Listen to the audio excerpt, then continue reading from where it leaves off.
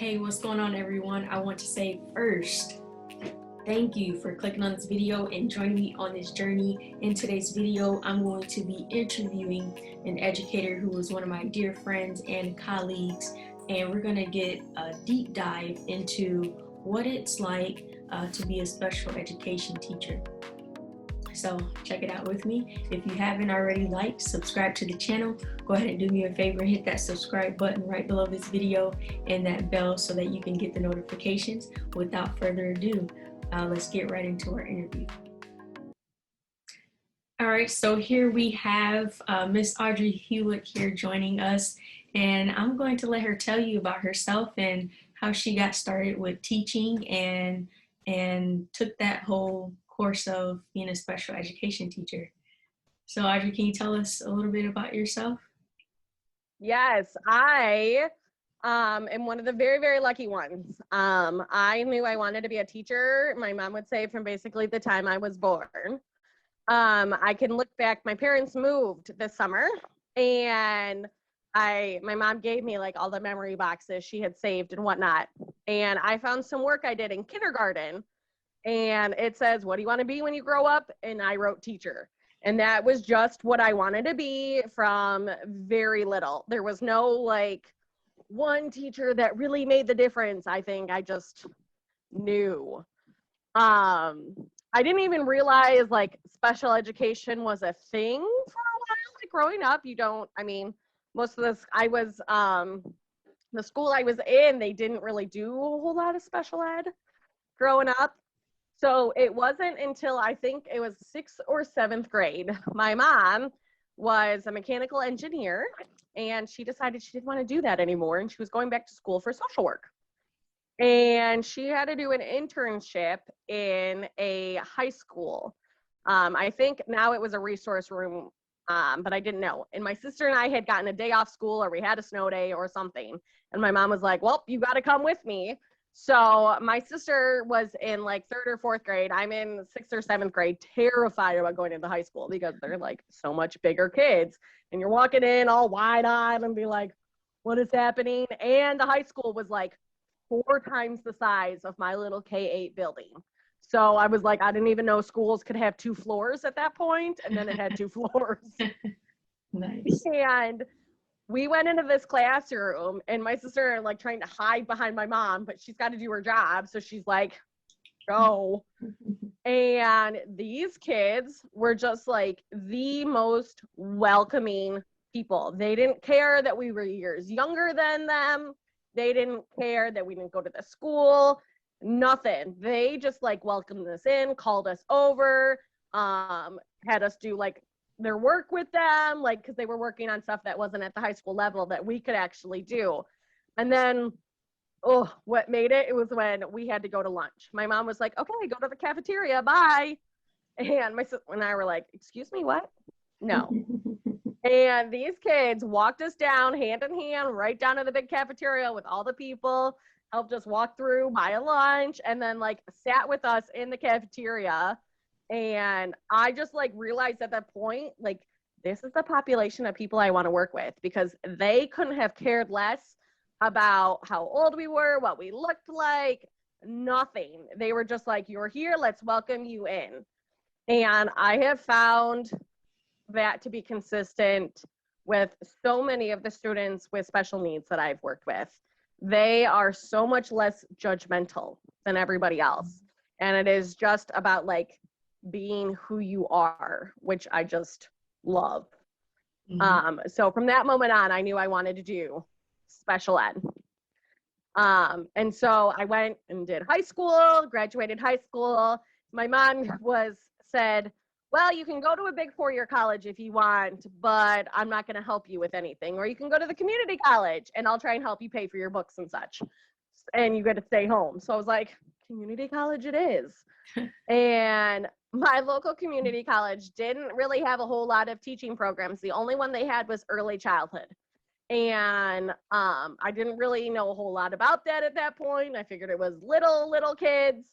But here I went and was going in and I started really liking the classes. And then I had one class where you had to do this big like internship observation. You had to get 30 hours, which at that time was like a whole lot. And I decided I wanted to do my 30 hours in a special ed program because it was something I was interested in. I was like, let's see if I'll even like this. I was calling around to every school in my area. Nobody would let me in. Nobody would talk to me. It was coming down to the wire where I was like, I don't get in. I have to go somewhere else. I called this one local preschool every single day. And the special ed director wouldn't call me back. Finally, one of the secretaries just took pity on me and transferred me down to one of the classrooms to just directly ask a teacher if she'd be okay with me coming in. And that was the secret blessing that like changed my whole life. She let me in. It was an early childhood developmental delay program. She had the classroom of kids that were like severely multiply impaired. And it was her and a parapro, and I think we had like 8 students in the class. And I will never forget the first student she told me to work with, and I was terrified. Here I am in college thinking I know what I'm doing. I get this girl, and I'm still checking with her mom. She's in a wheelchair. She has cerebral palsy. She's nonverbal. She has this communication device. And let me tell you what, this child is the sassiest child I have ever met in my entire life. She didn't want to talk to you. She'd shut off her device and sit on her hands. And she could sign too, which is why she would sit on her hands. So, you know, she wouldn't sign to you. And she had the biggest personality. And this teacher assigned me to work with her, and I think we were learning numbers or letters or something like that. And I was literally like, first day in, she's like, yeah, go over there and do that. And I was like, no, how? She doesn't talk. And I learned so much about like communication with this kid because I didn't know her device. She was still learning her device. So we would like try and work through it and find the words. And I learned some signs so that I could work with her. But like after that experience, I was like, this is what I want to do for the rest of my life. It was so much fun in that classroom because they got to have those joy moments where all of a sudden this kid got this skill and it was like the whole room celebrating because you've been working on it so much. Mm-hmm. And that was the feeling. I was like, I want to bring that to other kids. And it turned out to be a blessing because this teacher is now one of my best friends. And I had worked with her for about 3 years after that within the classroom. We ended up co-teaching a GSRP program that they had piloted at that school that was half the class had IEPs and half the class was gen ed. So it was a truly like blended classroom. Mm-hmm. And we co-taught it for the next 3 years and it was amazing.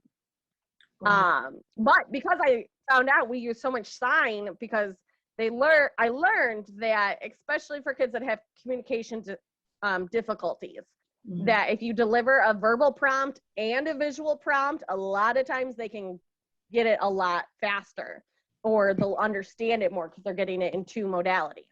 Mm-hmm. So I started taking ASL courses at my community college. So I started studying American Sign Language. And that was a whole other experience. Walk in first day, you know, ASL 101. Our teacher walks in and she's deaf. And there's an interpreter that comes in. And I was like, oh, okay, cool. We can handle this. And they interpret, like she does a little introduction. Then they go through this whole legal thing that's like, okay, you cannot represent yourself as an interpreter. You are a student, yada, yada, sign this paper that says you won't do that. So we did, and the interpreter leaves. And we were like, what? No, no. Threw you in so, there. Yeah, throwing you into the deep end. So that was another experience where you had to learn to just like take it as what you were and learn as you go, which has really helped me as a teacher. Because like I had to learn how to communicate with my professor. Like there was no way around. You had to sign to her because she would not write notes back and forth after like the first week. You had to learn to try and sign to her. And so that's helped me within like the classroom because you get thrown into these situations all of a sudden and you're like, I was not prepared for this. But then you just have to like give it your best and go at it with everything you've got to keep going. So how have you used that whole sign language experience with your students on your caseload? Have you been in a position to where you may have, created pictures that had the sign language symbol on them? How has that, helped you with your caseload of students? Yeah, I actually do. I carry around usually, and it's broken right now. I have to repair it. I have a lanyard that I carry around on my neck that has a whole bunch of PECs on them. So it might be a stop sign or the symbol. Of course, I can't think of anything right now, but for sitting or something, it'll have visuals on it.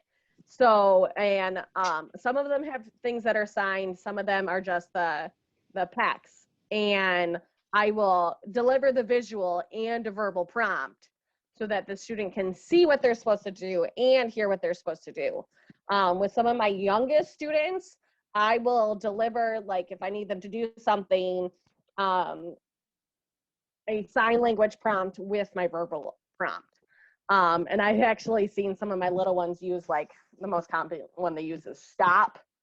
And they'll use it with other kids and tell them stop.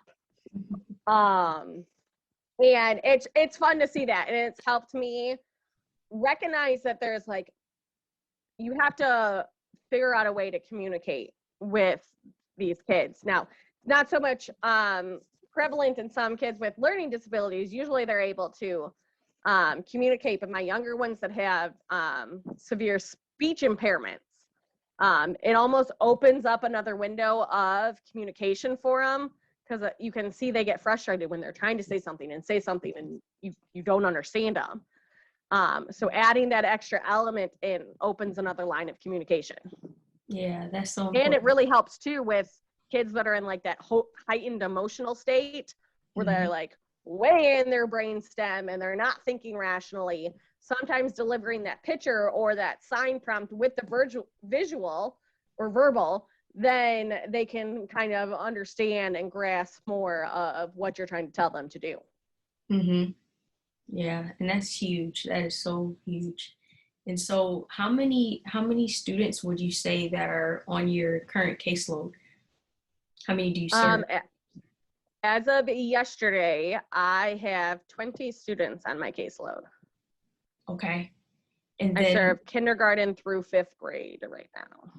Okay, so K-5. And then what types of disabilities do your students have? Oh, I have run the gambit. I have 2 that are classified as speech and language impaired.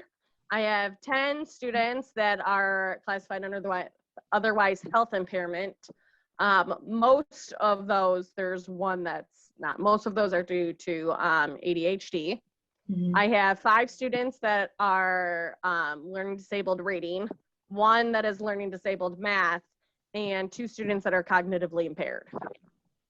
Okay, and so with how the current trend is, we see more students that have disabilities. They're in the general education classroom now. So how does that inclusive classroom work with those students that have those disabilities? I think it varies from teacher to teacher, but and student to student, depending on their needs. But really, I like to try, especially with the other students in the classroom, make it so that there is not this huge discrepancy of you can clearly tell this student is not performing at grade level and they need all this extra help. And the teachers I work with are wonderful at doing this. And we're able to work as such a team. And that is where the inclusive classroom has to start, is working with the gen ed teachers. I was totally willfully ignorant to the fact that most gen ed teachers receive next to no instruction for special education. And I didn't realize this because in my program of study with special ed, I had to learn everything for gen ed. Mm-hmm. So I had no idea that that wasn't the other way around. And so I would be talking in these terms and saying things, and I would get the deer in the headlights look. So then I learned that like we have to work together, and I have to learn how to explain these things so that it makes sense, and then alter my expectations to meet what is actually able to be done in the gen ed classroom.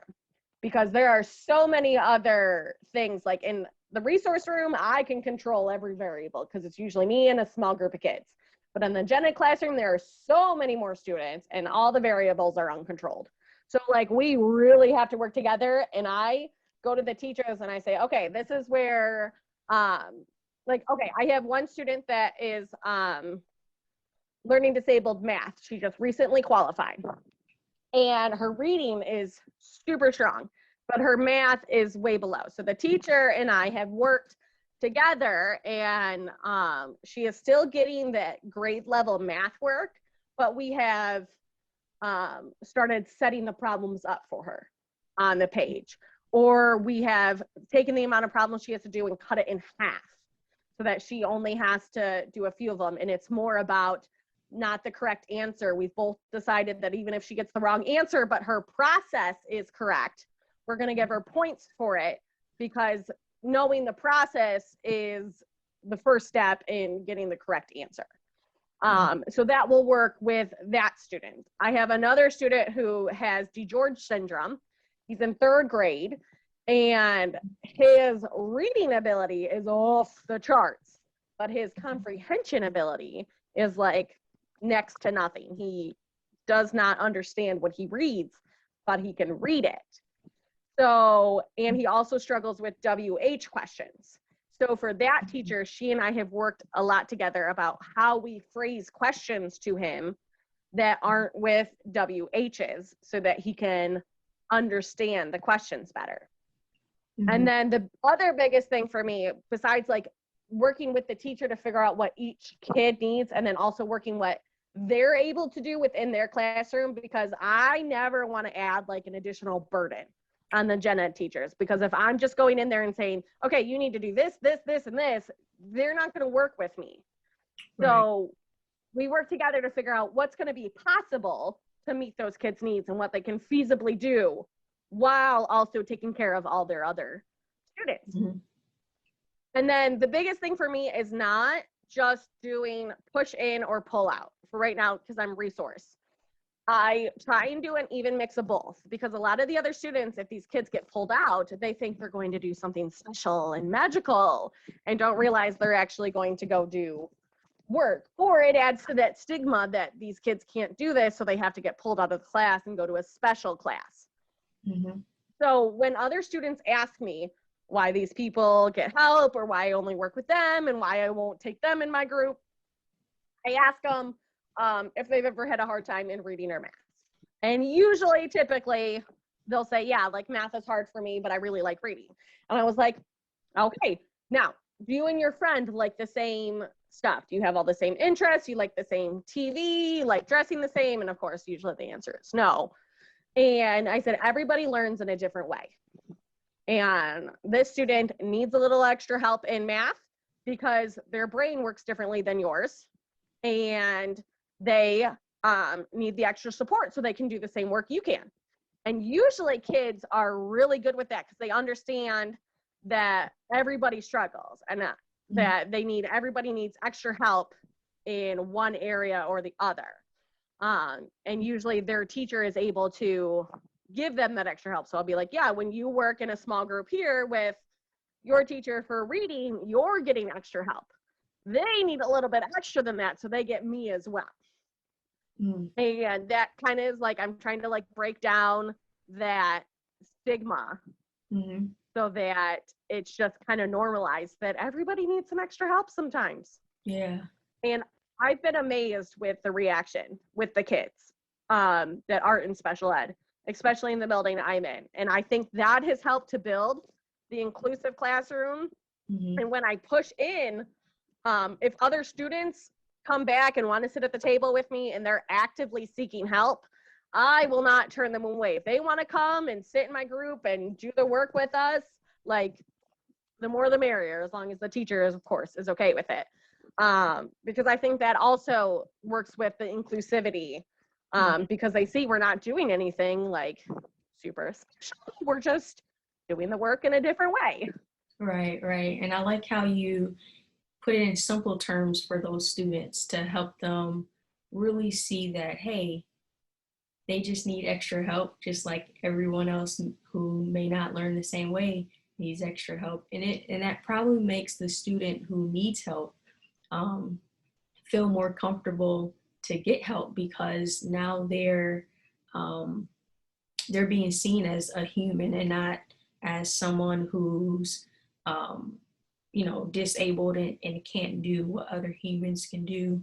It's, hey, we're all the same, we just learn differently. So, and I know a lot of students who have been in special ed, they may have shied away from that title, or parents may have been fearful to even put their child in special ed because they don't want to be, stigmatized. So for an educator like you who tries to mend or bridge that whole gap, it really does a service to those students and their family in protecting their identity, where they're not feeling valued, or getting help interferes with their actual learning. So having them want to get help from you, it really helps that whole process as far as transitioning them in special ed and into that general classroom. So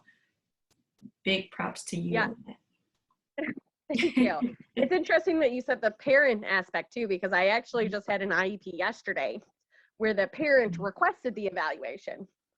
Then at the IEP, when we were explaining how their student was going to qualify, what she was saying was almost like, well, he performs much higher at home. I don't know why he's performing so behind grade level at school. And she was almost getting at the point where we thought she was going to reject the services and not want it, because she was saying like, he's not, special ed. And you could hear her worried about those stigmas.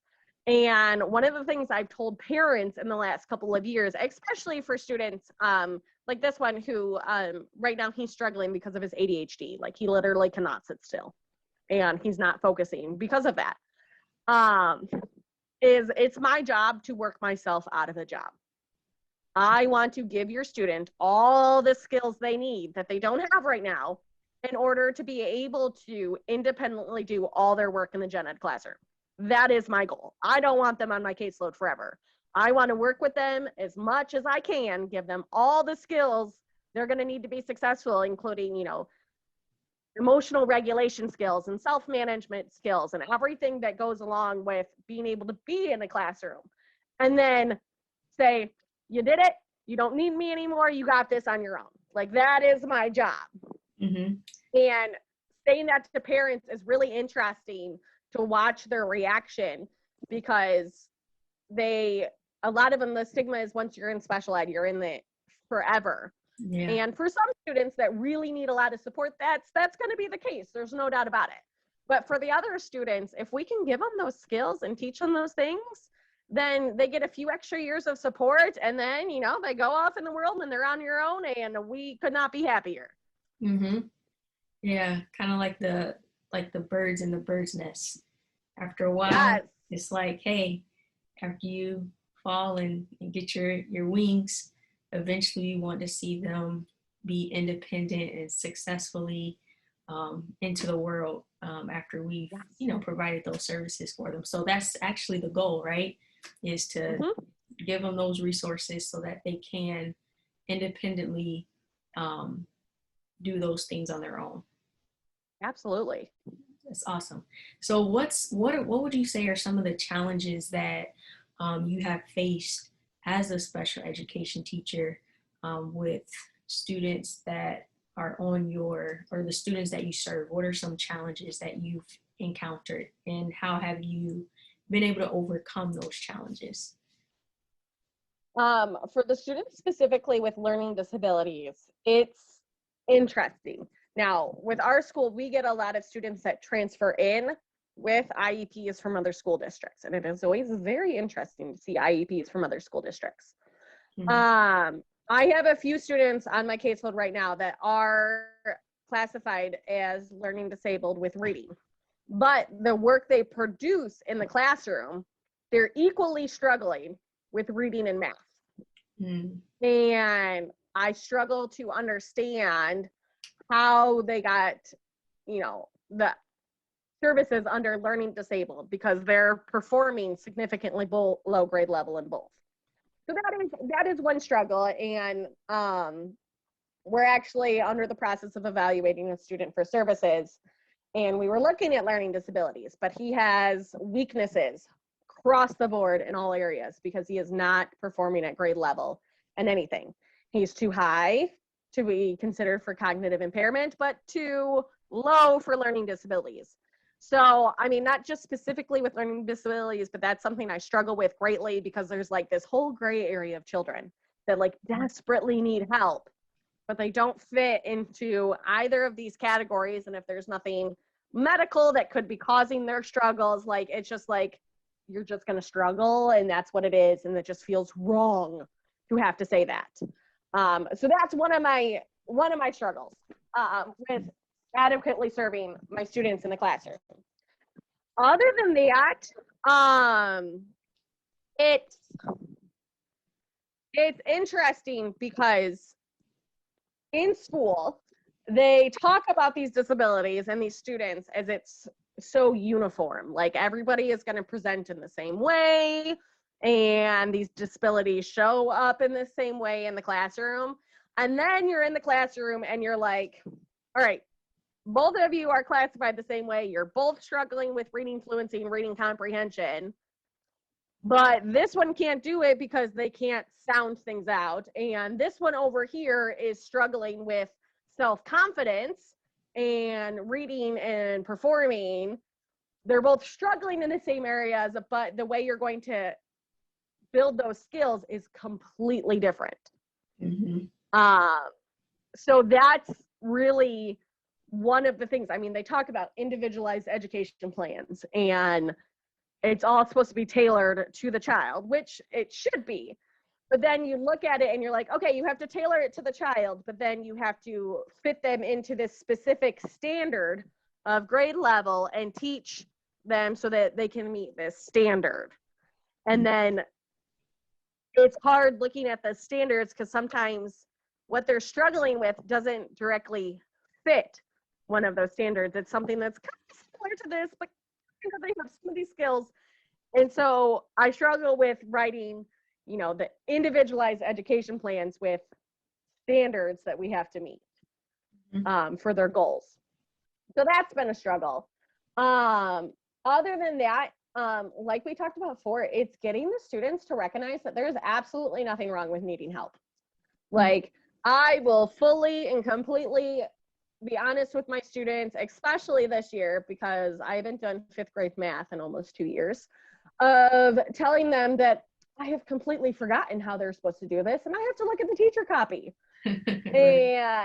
Or telling them that I totally did not like math at all growing up, and to this day, I still don't like story problems.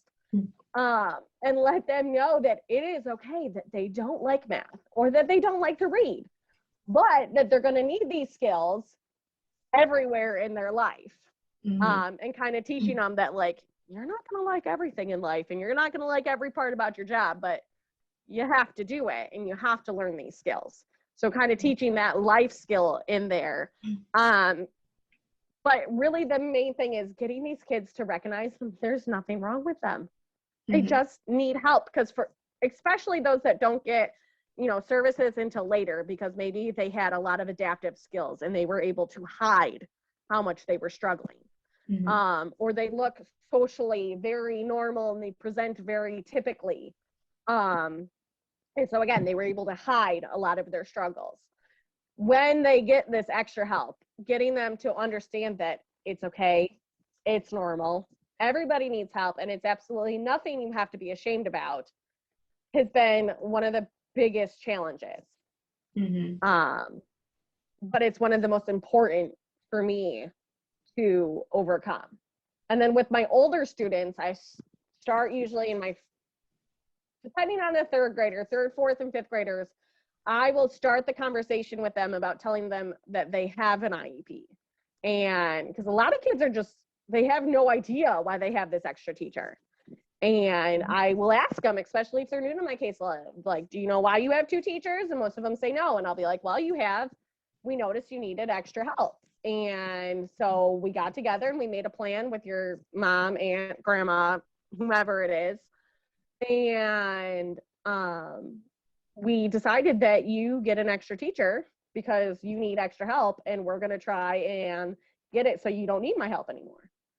And even telling them that, I've seen the change in their behavior, because a lot of them think like they get pulled out to do all this other stuff because they can't do it. And they don't realize how much like thought has gone into getting to them to this point, and that we like just genuinely want to help them. Yeah, absolutely. So that's been interesting. Yeah. So with those challenges, what has gotten you through? Oh, it's those aha moments. Every time a kid gets it and they realize all of a sudden, like, and we get to have like a little celebration. Or especially last year, I was working a lot with my third graders on writing, and writing incomplete sentences and doing this. And I had one that was so proud of themselves. They had written like 2 sentences for their writing assignment, but they had done it all on their own. They came bolting out of their classroom, and I'm right next to them and was running into my room with the teacher running after them, trying to get them to come back, not knowing why this kid came out. And they came up and were like, look at what I did. And they were so proud of themselves. And it's having those moments where I can have them and get them to have pride in what they do and their ability, that like makes it all worth it. All the struggles, challenges, everything. Because when they believe in themselves, then they're going to work like 3 times as hard to get to that next goal. Absolutely. Or I have a student that's really severely multiply impaired. He's in 2nd grade right now. And we had been working on alphabet letters, sounds, and numbers 1 through 20 for the last 3 years. Well, this would be the 3rd year. And he, this year, has learned how to count through 1 to 10. And his mom called me on Google Duo this year just so he could show me that he could count 1 to 10. Wow. Or he's getting some of his alphabet letters now, like it's starting to click. And the smile on his face, he is so proud of himself. Like, it just makes me want to cry, because like they're getting it and they're proud of themselves for getting it. And they recognize like that this is a big deal. And I like being able to have those celebrations in those moments with them, and then build on that momentum. Absolutely. And that momentum, it propels you so much further when those kids are able to do it on their own, because then it's not so much you motivating them, but it comes internally where they want to, keep going. So that's, I would say as a teacher, that is a great feeling to have. Now you mentioned the term IEP, and for those that are watching, they may not know what an IEP is. Can you kind of go a little bit deeper in what an IEP is and why it's important for the general ed teacher to know what's on it, and the parents along with the special ed teacher? Yes. So an IEP is an individualized education plan. And this is the very many pages of paperwork that spell out everything the school is going to do in order to help this particular student succeed.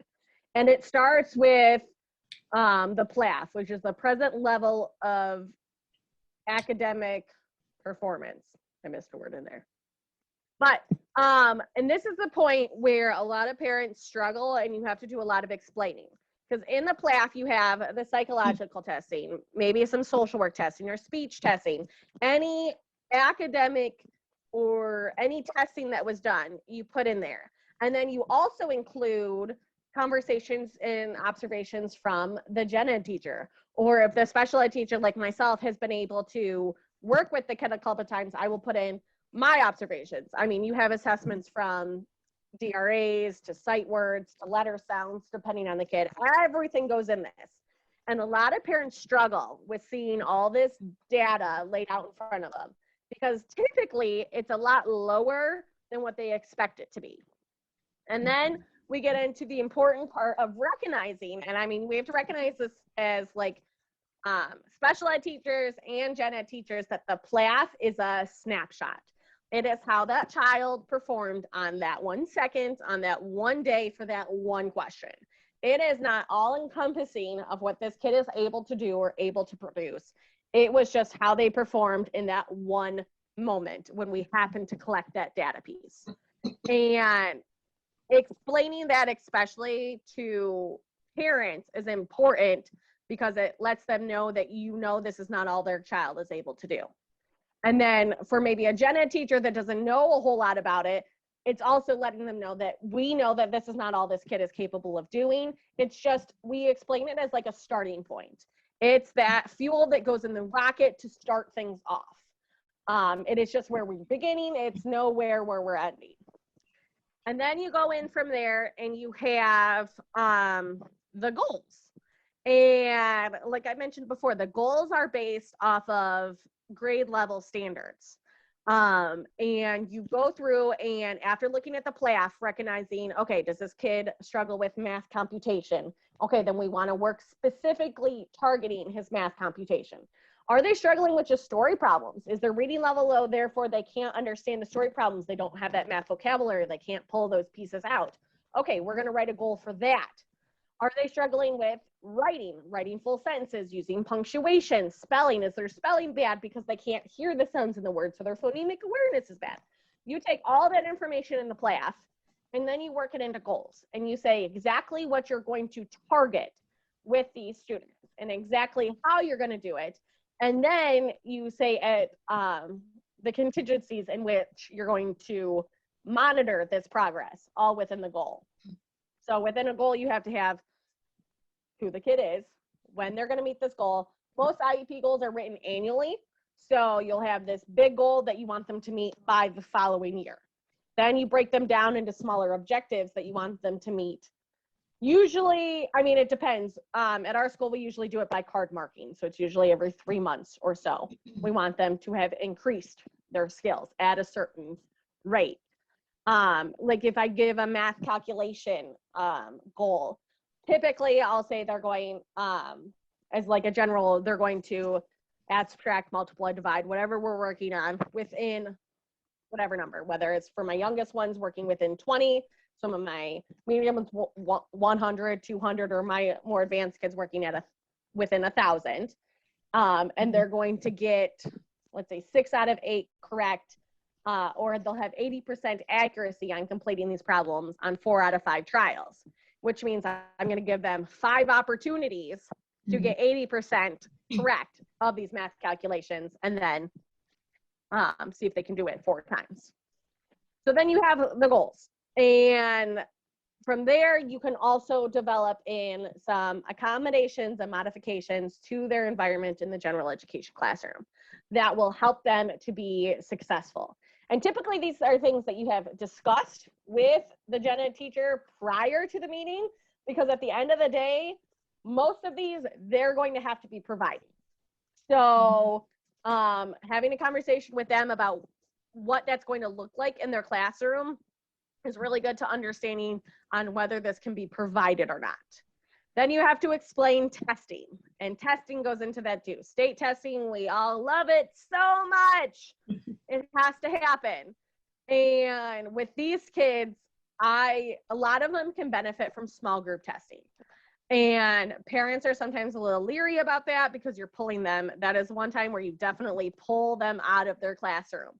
And the way I've always looked at it is we're giving them a smaller, quieter environment. They're taking the same test. They're doing the same thing as everybody else, but they get to do it where there's less distractions. So hopefully we can get a better result. And that helps. And then later in the IEP, you have your service hours. So it's everything from service hours I will provide to the ancillary services, social work, speech, OT, PT, whatever it may be. And it's really good to give a range of time in there. One of my students has 30 to 60 minutes, 2 to 4 days a week, which means 4 days a week, they could get 4 hours. If they were really needing extra help, I could work with them 2 days a week for 30 minutes. And the range is important in there because of snow days here in Michigan, or weeks when you might have a health week, or the kid is sick and they're not there a couple of days, any number of things that could happen. So you give a range of how much service they will receive based on their need. Hopefully that helps. That was a lot of information. Oh yeah, absolutely. Yeah, you broke it down very well. So with being a special education teacher, and what types of trainings, degrees, endorsements did you receive in order to be in the position that you're in? I started with my associate's degree, and I got a degree in early childhood development. And that kind of kickstarted things because that opened the doors for me to be able to work in preschool programs. So as soon as I had my associate's degree, I was able to get a job in a school and start getting, I was a paraprofessional, but I was able to start getting hands-on experience with what I was learning. So that was really important for me. Then I went on and I got my bachelor's degree. My degree is in elementary education and special education with a concentration in cognitive impairments. And through that, while I was working in the classroom, I was able to real-time apply, again, a lot of what I was learning directly to the students I was working with. I actually had the opportunity, I had considered for a small amount of time dual specializing in cognitive impairment and autism spectrum disorder. And I had gotten a job as an applied behavior analysis technician. And applied behavior analysis is a therapy that's used heavily with students and children who have autism. And it is very regimented in the way you deliver things and deliver the trainings, and very data heavy. So with this, I learned the importance of being able to take data and then also writing goals that were not so vague so that I could take accurate data. Because with the ABA therapy, you were put on so many different cases with so many different students.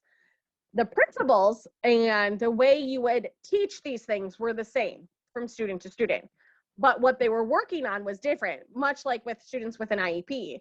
But the goals had to be written in such a way that if I walked in and I had never met this kid before and I read their goals, I would know exactly what they're working on and exactly how to deliver the learning prompts.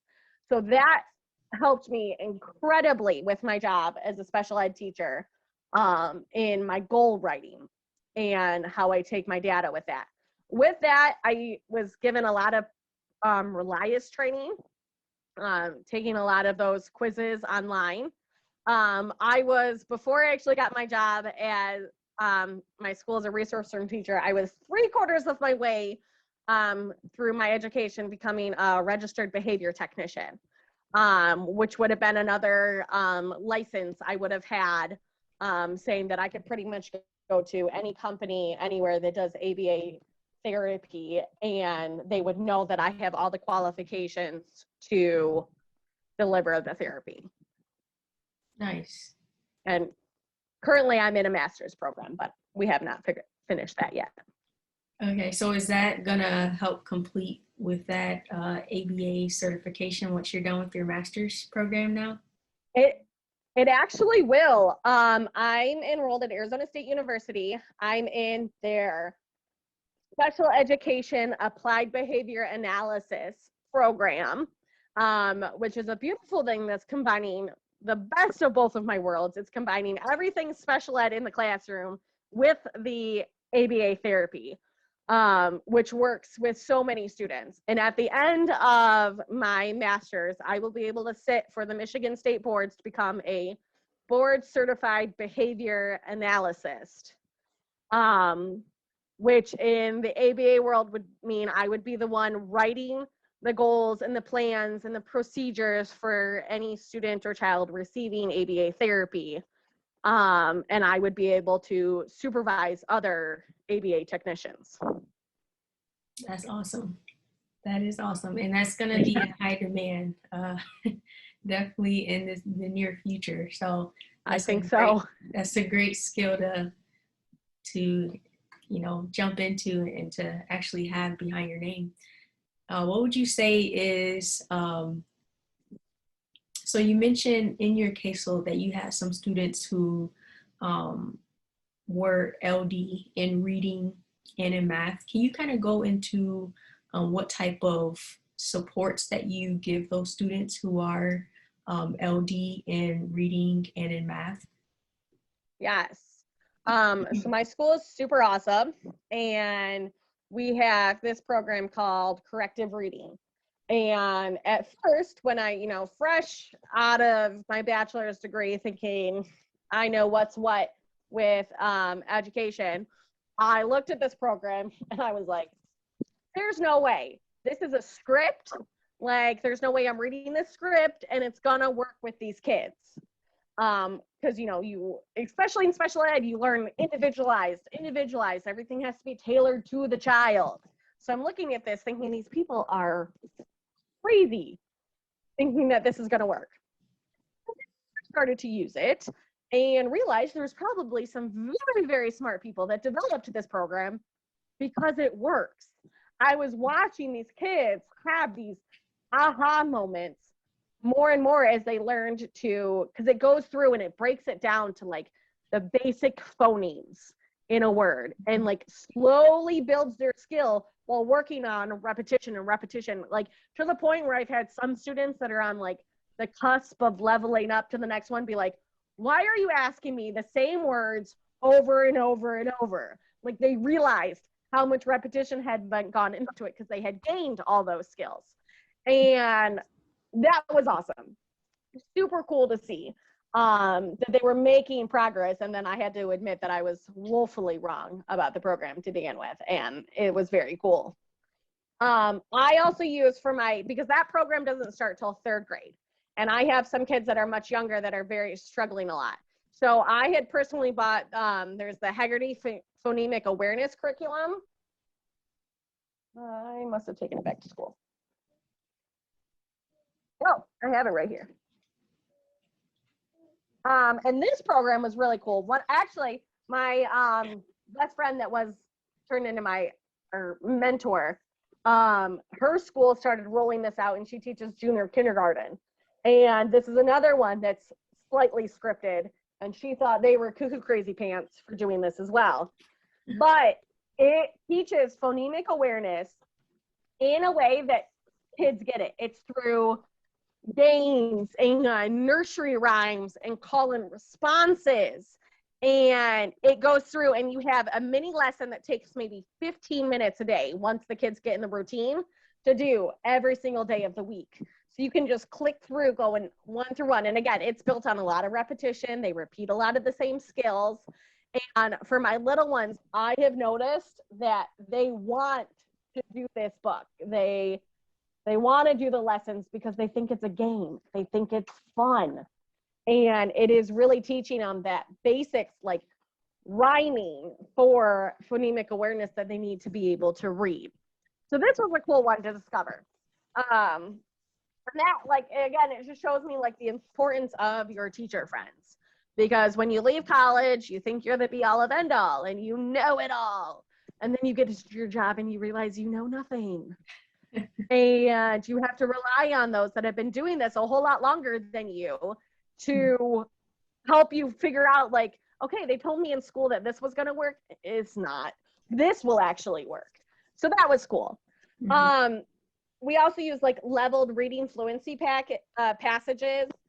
We had some Ames Web passages, and those were really nice because it's already made for you. You don't have to try and level the reading or figure out what level this book is at. And it's just cut and dry. You give it to them, and this is a good one for data. Like if you're working on a fluency, I could give them this passage that a third grade student is supposed to be able to read in a minute. You time them, they read it in a minute. There's your data point, you're good. They don't, you count the many words you read, and you can see their progress. And they have the same for comprehension passages. I also use a website called Super Teachers that has really great leveled reading comprehension passages because they're usually short, 1 to 2 pages with questions after it. And especially for those students that struggle with reading, giving them this big book is just so daunting. They don't want to do it, but being able to show them like 1 page, you're done, 1 page. They're like, okay, I can do that. And then if they do really well with it, they're like, I can do that. So that's awesome.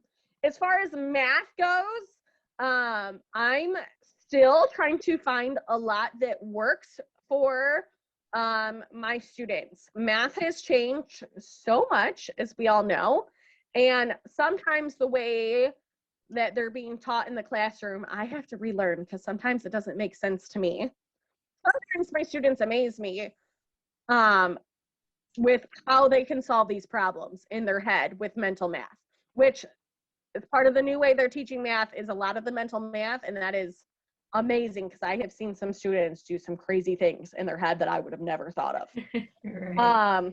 Some of those kids were going back to basics and we're doing the standard algorithm because learning all these different ways to solve a problem is confusing, especially to a student that is already struggling in math and is LD math. Showing them 4 or 5 different ways to solve a problem is too much for them at that moment. So we go back and we go back to basics and do the standard algorithm that is tried and true. With that, I struggled with math for a lot. My mom taught me touch math, which was the coolest thing. And I teach it to my students and they love it. And I'm going to write it, just a couple examples. So touch math is you have the numbers and it's something once you memorize the pattern, then you can use it no matter where you are. You don't have to draw this out. Nobody even has to know that you're using this. And honestly, it's still something because some of these kids are faster at adding in their head than I am, that I use to this day to keep ahead of them and make them think I knew the answer to begin with. So it works where you have dots. So like 1, you would count 1, or if you see the 2, you go 1, 2, or 3, it's 1, 2, 3. And same with 5, it has 5 points. And once you learn where it is, you can just count those. These you count 1, 2, 3, then you go in and count the outside circles, 1, 2, 3. And it has all the numbers up 1 through 9. And once you show them this, it's like another tool. And they need it all drawn out from at first, or the model. But once you have that, where the dots are memorized, they can just go through and you can see them counting with the dots on their paper, and nobody around them is any the wiser because they don't see it as an extra tool. So this has been a fun one to teach because they feel like they're learning some secret. Like when you teach the kids the 9s trick with their hands, they think they've learned this big secret. With my touch math, they think they've learned this big secret, and it's just another tool to add to their skill set. Wow. I also try and teach, like when adding big numbers, in terms of money, because kids are motivated by money. Oh, yeah. And yeah, they want to know how much this game costs, or they will add and subtract and do crazy things if it involves money. And I have paper money that we use for my younger ones, counting quarters and such like that, And for the older ones, we'll just write money amounts down, and they will work a whole lot harder for that. I also try and teach the relationship between like addition and subtraction. A lot of kids struggle with subtraction, counting backwards. So I tell them, I'm going to teach you my trick. And instead of counting backwards, you count forwards. So if you have like 12 minus 7, instead of counting back 7, you start at 7 and count up to 12. How many times did you count up? Count up. That's your answer. And a lot of them look at me like, what? Add to subtract? And I'm like, you can add to subtract. Yeah. No, it doesn't always work if there's a huge discrepancy between numbers. But when they're first learning that relationship, or with multiplication and division. I have a student who I'm teaching division right now, and he's got his multiplication facts down like crazy. So when you reverse it and ask them the question in the reverse order, they're like, well, that's easy. So teaching that relationship has been very, very helpful too. Nice. And that's definitely key. And I really like that touch math idea, because especially for beginners who are, just learning how to learn their math facts, that's like the secret sauce right there. That's the secret sauce. Even when you get into the higher numbers, like 9 you would think is a crazy number to learn with touch math. But once you learn like the basic principles, it's super easy, because it's just like all the other ones where you have double circles going down the side, and then I tell them you have a smiley face in the middle, 1, 2, 3 in the middle. And once they learn that, they're like, they got it, and they start adding. And I mean, I won't lie to them. I'll tell them I still use this to add to this day. This is how my mom taught me, because I had a hard time. And it has stuck with me, and I am your teacher, and I still use this math. So how do they count those dots on the 9? How does that go? Okay, so it would go, you can either count it 1, 2, 3, 4, 5, 6, 7, 8, 9 in the circle, or you go 1, 2, 3, 4, 5, 6, 7, 8, 9. So they touch on each dot. And for each dot, there's 1. So when there's 2 circles, that's 2 touches. Okay. I like that. So it also adds that tactile element for those students that might be more tactile learners. Physically touching and counting adds that extra modality and might click with something in their brain. So what would 7 and 8 look like? Let's do. Okay. So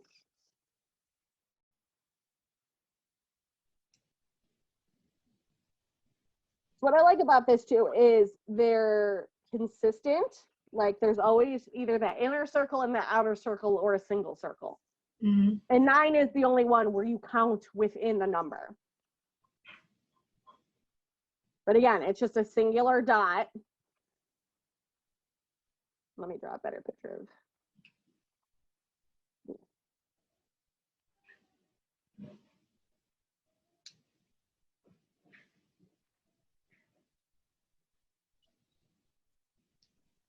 Okay.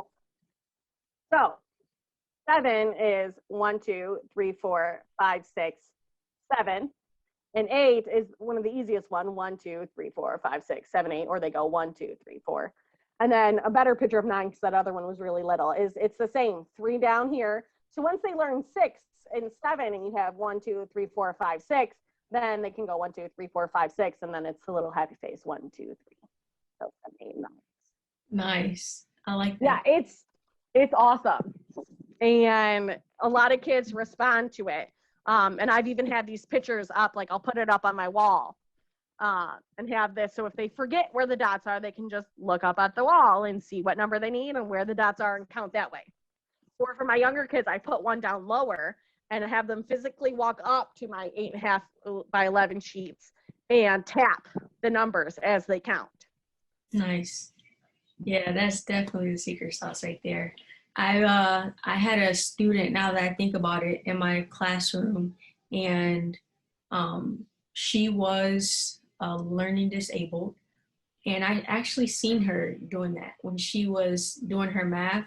I would see her tap on the numbers, and that's exactly what I think she was doing, because she would she would get her answer right, and all she did was tap. She would just tap the number, boom, boom, boom, boom, boom, boom, but she would get it. And I thought that was amazing, because she was actually one of my lower students, but that addition, you weren't gonna, she wasn't gonna trip up on that. She had a strategy, down packed. So Yeah. that's Well, and this, the sauce. touch math could work with subtraction too, because they Oh, count really? backwards. Then they have those specific, instead of like trying to count their fingers, which when you get older is really obvious to other kids. And that's the nice thing about this, like, especially if you have an older kid you're teaching this to, you're like, as long as you don't draw the dots, nobody's going to know. Nobody's going to have a clue. They're just going to think you're tapping your pen or your pencil or whatever on your paper. So teaching them that you can use it for both addition and subtraction is awesome. So how would you use it for subtraction? So like if you start with like 8 and you want to subtract 7, so some of my younger learners have to count up to 8 first. So they'll go 1, 2, 3, 4, 5, 6, 7, 8, and then I tell them to count backwards: 8, 7, 6, 5, 4, 3, 2, 1, and have them count backwards as they tap each one. So again, they're adding that extra element of tactile to it while they're counting, and then they don't lose their place, because you have to count each one. And you teach, like with the 8s, we'd always start at the top and go across like you would reading. And you teach that pattern, so that's almost as much of important. Like with the 7, you go down and then you go over, or the 9, you go down and then you count in here, because teaching the pattern means they won't get lost while they're counting and count extra or not enough. Right. So it works both ways. Nice. So what advice do you have for teachers who may be a general education teacher that wants to go into special education? You've got to be ready to relearn everything you know. And not be afraid to ask questions or admit the fact that you don't know. Because, I mean, I know in the Gen Ed classroom you do too, but especially in special ed, these kids will throw you through a loop one day. You'll be like, where did that come from? Why are we doing that now? And you have to like constantly relearn everything you know. And even like with this touch math, I have a young learner who's not ready for this. He can't count it. We still need like the physical things, and being able to like always admit the fact that you don't know everything. But also, like, if you're in a school that has special ed, like, just start a conversation with your, special ed teacher. I mean, we work in the same area, and I mean, a lot of times I know, like, especially myself with my caseload, I am bolting in and out of classrooms and running all over the place, and going from area to area, doing different things, and it looks like I'm running around like a chicken with my head cut off, which most of the time I am. But I have a couple of gen ed teachers that will like stop me and ask me a question like, how do I teach this kid this, or what tools can I use within the classroom, even if it's a non-special ed student, asking like, how do you do this for a kid that's this low or struggling with this, and just starting that dialogue really helps you to know whether this is going to be something for you or not. And then also be willing to build an even deeper relationship with these parents, because you not only have to educate them about what they're doing in math, reading, writing, social studies, and that kind of things, but then you sometimes have to educate parents on how their child learns, because your child may have this diagnosis, or especially with ADHD. That one is so prevalent right now. And people just have this picture in their head that it is just hyperactivity and inattentiveness. And it is so much more than that. It leads into the immaturity and the impulsiveness and their brains literally working an entirely different way. Like I had this parent tell me, well, if he runs for 40 minutes before he does a lesson, then he's fine. And we're like, that's ADHD. And she goes, but he can sit and focus. We're like, right, because he had all this energy and he expelled it. So now he's ready to focus, but he still has ADHD, even if he can sit and focus after he's engaged. So that was a big part for me, was learning that I had to teach these parents about their own children, not just about how I'm going to teach them, but teaching them how their kid learns. Yeah. And finding a way to do that without using overly technical terms has been a struggle.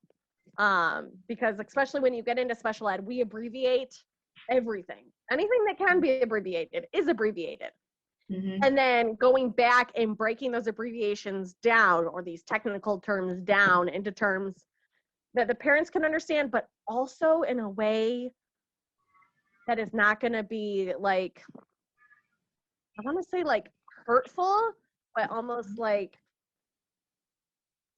when I'm having a loss, like you don't want to offend them by like saying your child is this low or whatnot, because some people take personal offense by that. Right. And they think you're judging them because of like, they didn't do this or they didn't do that. And it's totally not about that. Right. But I mean, for me, getting in the classroom and having those experiences with the special ed kids was the number one thing that told me whether or not I could do this. For instance, I worked as a paraprofessional in an emotionally impaired program for almost 4 months. And after those 4 months, I was like, emotionally impaired is not for me. I don't understand. That is not going to be my area of specialty. But the only way I learned that was by working in that area. So like for gen ed teachers, like truly and genuinely trying to work with their special ed kids or their special needs kids within their classroom, and not just letting like the special ed teacher do that, that will tell you on whether or not like you can do this on a daily basis, and if this is something you want to do. And I mean, there's just no better experience than physically doing it. You can talk about it, you can read all the books you want about it, but until you like, I mean, it's the saying as old as time, is walk a day in the shoes, you'll never know. Right. And what would you say is, your greatest inspiration? It's the kids. It's those aha moments. It's seeing them get proud of themselves. Because I mean, every teacher knows that's ever written a lesson plan that you think is beautiful. You get in there and the kids tear it to shreds in a matter of minutes, and you're like, I spent 3 hours doing this, and you're not getting it. So like really learning like, that these kids are going to surprise you on a daily basis, and the best laid plans are going to go to the side, and you have to be okay with failing yourself. And I use that as an inspiration, because I recognize that this is probably how these kids feel every day. They feel like they just can't do it. They feel like they just can't succeed. And that's kind of how we feel when we have a lesson plan that we thought was going to be great, that definitely wasn't awesome. Or you got halfway through and you were like, what was I thinking with this? Recognizing that this is how my kids feel every day in the classroom when they realize I can't do this and the kids around me can. And letting them know that that's okay, and then building their confidence up. Yeah. It's just about the kids. I want to see them succeed and them proud of themselves. And when they are, I feel like even if it's even if it's nothing academic, even if a kid just comes in and is happy with who they are, but they still can't read, write, or do math, like, I will feel accomplished if I teach them that they are valuable. Mm-hmm. Yeah, absolutely. And I think the only way that, teachers could truly be empathetic with those learners is to always be in the position of learning something. And so, and it's okay, like you said in the previous question, to use your colleagues as an asset. Everyone in the school has, something to offer, and building those relationships are important because you don't know who knows what you need to know, and Mm-hmm. that is truly the benefit of working with a variety of teachers from different backgrounds. Yeah. I think that aspect of team is my favorite thing about special ed, because I am in so many different grade levels, and I will watch the teachers that are grade level partners work so closely with each other, and usually their classrooms are like so cohesive. But I work in so many grades that learning that I have so much to learn from everybody else. Or when you build that strong team, like they call it a special ed team for a reason, because one person could not do it alone. Mm-hmm. We have to be able to collaborate and rely on each other Mm-hmm. to teach us these things that we don't know yet.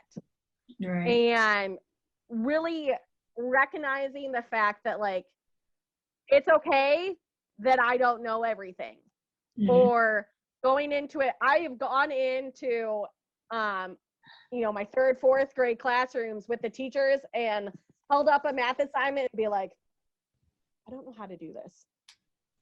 And have to ask the teacher that's teaching this to teach me how to do it so then I can teach the kids. Right. And learning to like humble yourself to that point, to admit the fact that you do not know and that other people have, that expertise that you don't, has been really valuable for me and helped me to build that importance of that teamwork a whole lot more than anything else.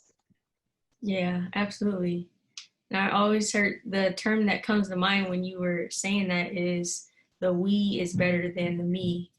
So just, putting that together, it's kind of like that whole peanut butter jelly, better together type of concept. Yeah, or it takes a village. Our school is Yeah. a village. Like, there is no one teacher that is an island. We all have to work together if we want these kids to succeed. Mm-hmm. Yeah, absolutely. So what would you say to, because it could be some parents that are watching this video, if they feel that their child may need extra services or help, how can they get started as far as making sure that their child gets what they need, whether they're, in special education or not, or let's say they're not in special education, but they think they may need additional help? Where can those parents start? I would say, as a general rule, start by opening a conversation with your child's teacher. Mm-hmm. We're all busy, and sometimes it feels like you don't have the time of the day. And I have worked with students, with gen ed teachers who have never met the parents until it's time for a parent-teacher conference. And that is just not how it should be. Like, if you think your kid is struggling, that teacher, you may think you're annoying them, but if you genuinely ask them questions, not criticize, but like genuinely start a dialogue. I'm concerned because of this. What do you think? What do you see? This is what I see at home. Like, most teachers, if they're really in it for the kids, most of the struggles you're seeing at home, they're probably seeing in the classroom. Mm-hmm. And if you open that dialogue, then your kid's teacher will be even more motivated to work with you to solve this problem. Absolutely. And that's really where it starts. It's just communication.